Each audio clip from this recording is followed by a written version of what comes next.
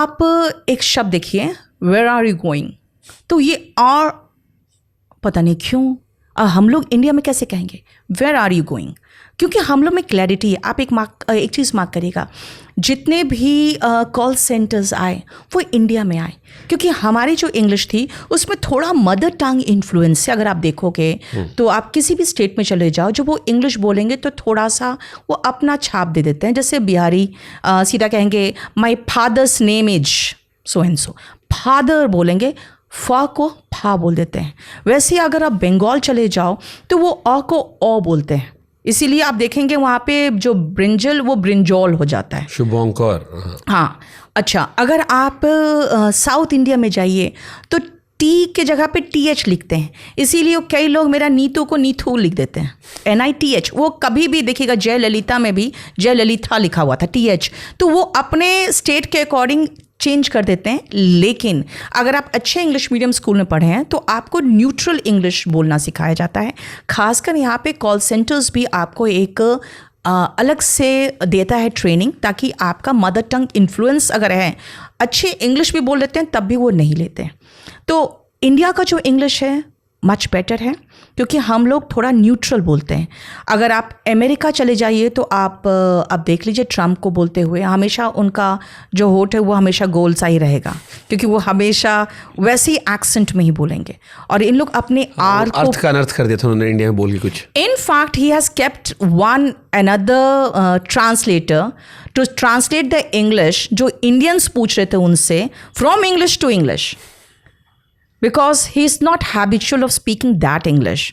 वो बहुत ही ज़्यादा ऐसे इंग्लिश बोलते हैं, यू हैव टू पे अ लॉट ऑफ अटेंशन अगर आप उनको समझना चाहते हैं तो उन लोग थोड़ा सा वैसे ही तो अगर एक शब्द कोई हो जिसको आप तीनों एक्सेंट में समझाओ, मैं ब्रिटिश, अमेरिकन और इंडियन। आप जैसे मैंने कहा वेयर आर की अगर आप बात करोगे तो जो ये होते हैं ब्रिटिश, वो क्या करते हैं ना, बीच के शब्दों को खा जाते हैं। वेयर आर यू गोइंग, वो सीधा वेयर आर यू गोइंग नहीं कहेंगे। अमेरिकन्स जो होते हैं वो थोड़ा रोल करते हैं अपने टंग को, वेयर आर यू गोइंग। और इंडियंस जो होंगे वेयर आर यू गोइंग, क्योंकि हम लोग का वो फर्स्ट लैंग्वेज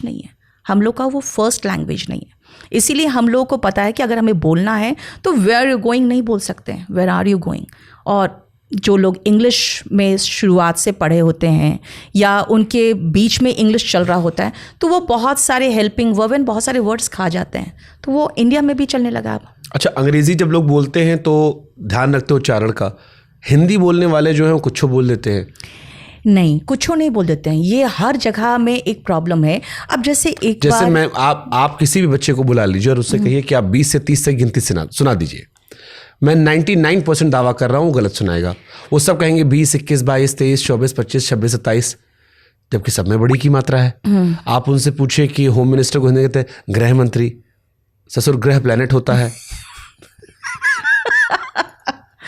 गृह मंत्री को गृह मंत्री, आप नमस्कार को नमस्कार देवी सज्जनों। हाँ, ये मैं बताती हूँ। जैसे अगर आप अमित शाह जी को देखिएगा तो गृह मंत्री बोलेंगे, क्योंकि वो गृह जो है, गृह नहीं, वो उधर शायद जहाँ तक मैं जानती हूँ गुजरात में वो री की मात्रा नहीं होती, ऊ की मात्रा होती है, तो गृह मंत्री बोलेंगे।